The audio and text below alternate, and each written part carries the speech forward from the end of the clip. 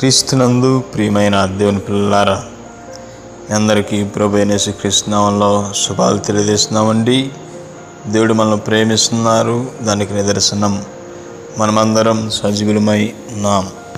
ఈ సమయంలో మనం ప్రార్థన చేసుకుని దేవుని వాక్యాన్ని ధ్యానం చేసుకుందాం. పరిశుద్ధుడైన తండ్రి, ఘనమైన నామానికి స్తోత్రం. అబ్రహాం, ఇస్సాకు, యాకోబుల యొక్క దేవ, మీరు మాతో ఉన్నందుకు వందనాలు, కృతజ్ఞతలు తండ్రి. ఈ సమయంలో నీ ప్రజలతో మీరు మాట్లాడమని యేసయ్య నామంలో అడుగుతున్నాం తండ్రి, ఆమేన్. క్రీస్తునందు ప్రియమైన దేవుని పిల్లలారా, ఈ ఉపవాస కూటానికి మీరు అందరూ కూడి వచ్చి ఉన్నారు. అందుని బట్టి మీ అందరికీ మరోసారి వందనాలు తెలియజేస్తున్నాను. ఈరోజు మన ధ్యానం నిమిత్తమై మనందరం బైబిల్ తెరిచినట్లయితే మనం దేవుని వాక్యాన్ని ధ్యానం చేసుకుందాం. యెషయా గ్రంథం 40వ అధ్యాయము 31వ వచనాన్ని మనం కానీ చూసినట్లయితే, యెహోవా కొరకు ఎదురు చూచువారు నూతన బలము పొందుదురు. వారు పక్షిరాజు వలె రెక్కలు చాపి పైకి ఎగురుదురు. అలయక పరుగెత్తుదురు. సొమ్మసిల్లక నడిచి పోవుదురు. ఆమేన్. క్రీస్తునందు ప్రియమైన దేవుని బిడ్డలారా, ఈరోజు ప్రతి ఒక్కరూ బలం కలిగి ఉంటారు. చాలామంది ధనబలము, కండబలము, స్నేహితుల యొక్క బలాన్ని చూసి చాలామంది పొంగిపోతూ ఉంటారు. కొందరైతే ధనాన్ని బట్టి బలం కలిగి ఉంటారు. కొందరైతే గుండె బలాన్ని బట్టి చాలా ధైర్యంగా ఉంటారు. కానీ నీకు నిజమైన బలము కావాలంటే నువ్వు ఎవరి వైపు చూడాలి? దేవుని వైపు చూసినప్పుడు ఆయన నీకు నిజమైన బలాన్ని అనుగ్రహిస్తాడు. ఆయన అనుగ్రహించు బలం నువ్వు కానీ పొందుకుంటే ఎలాంటి భయంకరమైన శ్రమలు వచ్చినా, భయంకరమైన వార్తలు విన్నా నువ్వు ఎన్నడూ కదిలించబడలేవు. నువ్వు పూర్ణ శాంతివానిగా ఉండాలంటే నువ్వు ఎవరి వైపు చూడాలి? దేవుని వైపు చూడాలి. యెహోవా వైపు ఎవరైతే చూస్తారో వారికి ఏం కలుగుతుంది? నూతన బలము కలుగుతుంది. నూతన బలము, నూతన శక్తి, నూతన ఆరోగ్యము మనకు కావాలంటే మన యొక్క ప్రార్థనలో మనము యేసయ్య వైపు మనం చూచినప్పుడు ఆయన మన యొక్క పరిస్థితుల నుంచి మనల్ని విడిపిస్తారు. మన కన్నీరు తుడుస్తారు. మన కష్టకాలంలో ఆయన మనల్ని ఆదుకుంటారు. ప్రియమైన దేవుని బిడ్డలారా, నీవు దేవుని సన్నిధిలో ఉపవాసం ఉన్నప్పుడు నువ్వు చేస్తున్న ప్రతి ప్రార్థనకు ఆయన తప్పక జవాబును అనుగ్రహిస్తాడు. కొన్ని జవాబులు ఆలస్యం కావచ్చు, కొన్ని జవాబులు వెంటనే రావచ్చు. వాగ్దానం చేసిన వాడు నమ్మదగిన వాడు కనుక ఆయన ఖచ్చితంగా నిన్ను దీవించడానికి సమర్థుడిగా ఉన్నారు. యెహోవా కొరకు ఎదురు చూచువారు నూతన బలము పొందుదురని ఇక్కడ స్పష్టము మనకి అవుతుంది. ప్రియమైన దేవుని బిడ్డలారా, ఈ నూతన బలము, నూతన శక్తి, నూతన యొక్క ఆలోచనలు నీ హృదయంలో కావాలంటే ఈరోజే నీవు దేవుని వైపు చూసినట్లయితే తప్పకుండా నీకు ఆయన సహాయము చేస్తారు. ఎంతలావు సమస్య అయినా సరే ఉపవాస ప్రార్థన అది దాన్ని రూపుమాపు చేస్తుంది. ఉపవాసం ఉండి దేవుని సన్నిధిలో ఈ కష్ట సమయంలో కానీ ప్రార్థించినట్లయితే ఎలాంటి సమస్య అయినా సరే అది సులువుగా తీరిపోతుంది. మీకు ఒక జరిగిన సంఘటన చెప్పేసి నేను ఈ యొక్క వాక్య సందేశాన్ని ముగిస్తానండి. అది అమెరికా దేశం. ఈ అమెరికా దేశంలో చాలా సంవత్సరాల క్రితము ఇది నిజంగా జరిగిన సంఘటన.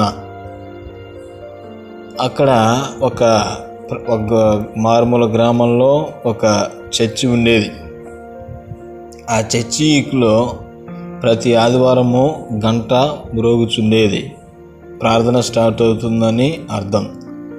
ఆదివారం కాక మధ్యలో ఏ వారమైనా సరే ఆ గంట కానీ మ్రోగిన ఎడల ఎవరన్నా ఆ చర్చికి సంబంధించిన వారు చనిపోయారని దాని యొక్క సంకేతం. ఒకసారి ఈ మధ్య వ్యవధిలో ఆ దైవజనుడు వచ్చి ఆ గంటను మ్రోగించాడు. ఈ చుట్టుపక్కల పనులు చేసుకుంటున్న వ్యక్తులు దాన్ని గమనించి ఎవరో సంఘంలో చనిపోయి ఉంటారు, అందరం వెళ్ళి చూసేద్దాం అనేసి అందరూ ఆదల బాదలుగా వచ్చేసారు. అంతలోకే అక్కడ దైవజనుడు ఏం చేశాడంటే ఒక సమాధి పెట్టెను తయారు చేశాడు. ఆ యొక్క ఫేస్ చూడటానికి ఊరుకు ఆ ప్రాంతంలో ఒక అద్దాన్ని పెట్టాడు. ఏం పెట్టాడు? ఒక అద్దం, మిర్రర్. దీన్ని పెట్టినప్పుడు పాస్టర్ గారు పాటలు పాడి ఆరాధన చేసి వాక్య సందేశం అందించి, ఇంకా సంఘంలో స్త్రీ చచ్చిపోయింది, ఒకరి తర్వాత ఒకరు చూడటానికి ఇదే మీకు చివరి అవకాశం అనేసి పాస్టర్ గారు చెప్పగానే ఒకరి తర్వాత ఒకరు చూస్తున్నప్పుడు వాళ్ళు అలా ఆ పెట్టిన తెరిచి చూసినప్పుడు అందులో ఎవరి మొఖాలు కానొస్తున్నాయి?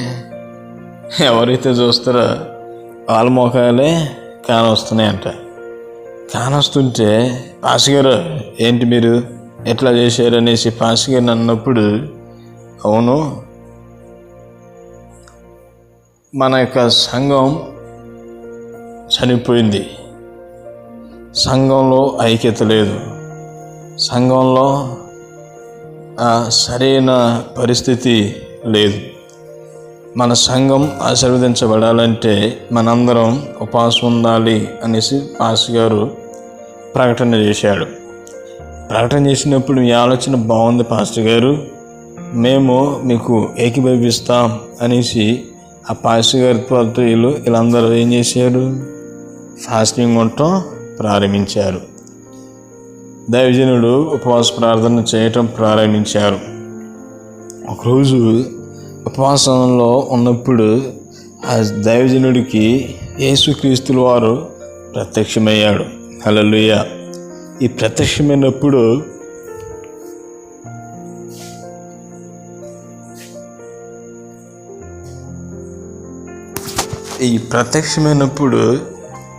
ఆ ప్రత్యక్షతలో యేసయ్య ఆ దైవజనుడికి ఒక దర్శనాన్ని చూపెట్టాడు. ప్రభువా, నువ్వు నా కోసం దిగి వచ్చా, నీకు స్తోత్రం తండ్రి అన్నప్పుడు ఆ యొక్క దర్శనంలో యేసయ్య ఏం చూపెట్టాడంటే, మీ సంఘం ఎందుకు అభివృద్ధి కావటం లేదు, ఎందుకు ఐక్యతగా లేదు అని ప్రశ్నించినప్పుడు ఆ యొక్క ప్రత్యక్షతలో యేసయ్య ఏమని కనపరిచాడు? ఊరు బయట ఒక అడవుల మధ్యలో కొండ ప్రాంతాలలో ఒక మాంత్రికురాలు పూజలు చేస్తుంది. ఈ పూజలు చేసినప్పుడు ఆ యొక్క పూజలో కొన్ని దెయ్యాలను పంపించి ఏం చేస్తుందంట? ఆ గ్రామంలో పడి అందరినీ అనారోగ్యానికి గురి చేయండి. ఇంకొంతమంది దగ్గరికి వెళ్ళి ఒకరి పట్ల ఒకరికి సఖ్యత లేకుండా చేయండి. భార్యాభర్తల మధ్యలో దూరి తగువులు, గొడవలు, జగడాలు పిట్టి విడిపోయి విడాకులు తీసుకుని తట్టు చేయండి. యవనస్తుల్లో జొరబడి వారిని సర్వనాశనం చెయ్యండి అనేసి ఆ దురాత్మలను అది పంపుతుంటాం. ఈ దైవజనుడికి యేసుక్రీస్తుల వారు ప్రత్యక్షపరిచాడు. అయితే దేవుని బిడ్డలారా, అయ్యో ప్రభువా, ఇప్పుడు ఎలా, ఏం చేయాలి ప్రభు అన్నప్పుడు మీరు ఇంకా ఉపవాస ప్రార్థనను హెచ్చుగా చేయండి అన్నప్పుడు ఈ దైవజనుడు ఆ చుట్టుపక్కల ఉన్న దైవ సేవకులందరినీ గ్యాదర్ చేసి పిలిచిన ఉన్న వాస్తవం చెప్పేసి ప్రార్థన చేయటం ప్రారంభించాడు. ప్రార్థన చేసినప్పుడు జరిగిన పరిస్థితి ఏంటంటే, ఎవరైతే ఉపవాస కోటల్లో అటెండ్ అయ్యి ఉపవాసం ఉండి ప్రార్థన చేస్తున్నారో వారి చుట్టూ దేవుని యొక్క అగ్ని రగులుతున్నది. హల్లెలూయా. ఎవరైతే ఆ ఉపవాస ప్రార్థనలో ఏకవేస్తున్నారో వారి గృహాల చుట్టూ కంచెలో వేయబడ్డాయి. ఇది ఎట్లా సాధ్యం అని మనం చూసినట్లయితే, దురాత్మ శక్తులు పంపిస్తున్న మాంత్రికురాలు వెళ్ళి వారిని నాశనం చేయననేసి కబురు పంపింది కదా. దయ్యాలన్నీ ఎవరింటి మీదకైతే వస్తున్నాయో వీటికి షాగొట్టి రిటర్న్ అవటం ప్రారంభించాయి. దయ్యాలన్నీ పోగి మళ్ళీ ఆమె దగ్గరకు వచ్చి నిలబడ్డప్పుడు, ఏంటి ఎందుకు వచ్చారని అన్నప్పుడు, మేము వారి దగ్గరికి పోలేకపోతున్నాం, అయితే మాకు ప్రాణాలు కావాలి, వాళ్ళ ప్రాణాలు అయితే నీ ప్రాణాలు అయితే అనేసి ఆ మీద పడి తినేసి చంపేశాయి. ఇది దేవుడి సన్నిధిలో మనం నిలబడ్డప్పుడు, ఉపవాసం ప్రార్థన చేసినప్పుడు దేవుడు మనకి ఇలాంటి శక్తిని మనకి కూడా అనుగ్రహిస్తాడు. ప్రియమైన దేవుని బిడ్డలారా, దేవుని వైపు మనం చూసినప్పుడు మన కార్యాలన్నీ ఆయన సఫలం చేస్తాడు. యెహోవా కొరకు ఎదురు చూచువారు నూతన బలాన్ని పొందుతారు. పక్షిరాజు యవ్వనం వలె నీ యవ్వనం ఏమైంది, కొత్తదే. అది చాలా మందికి కోరికలు ఉంటాయి, జీవితాంతం ఇంతే ఉంటే బాగుంది దేవుడా, ముసలు కాకుండా ఉంటే చాలు అనేసి కోరికలు ఉంటాయి. చాలామంది అంతే అందం పోయిద్ది అనేసి ప్లాస్టిక్ సర్జరీలు చేసుకునే వాళ్ళు ఉన్నారు బోలెడు మంది. ప్రియమైన దేవుని బిడ్డలారా, చాలామంది జిమ్లు చేస్తారు. నిన్నటి దినాన ఒక వీడియో చూసి ముసలోళ్ళు కూడా జిమ్లు చేస్తున్నారు. ఎందుకని? ఆరోగ్యం కోసం. ఆరోగ్యం కోసం జిమ్లు చేయటం, యోగాలు చేయటం మంచిదే, కానీ నీకు నిజమైన బలము ఎప్పుడు వస్తుందో తెలుసా?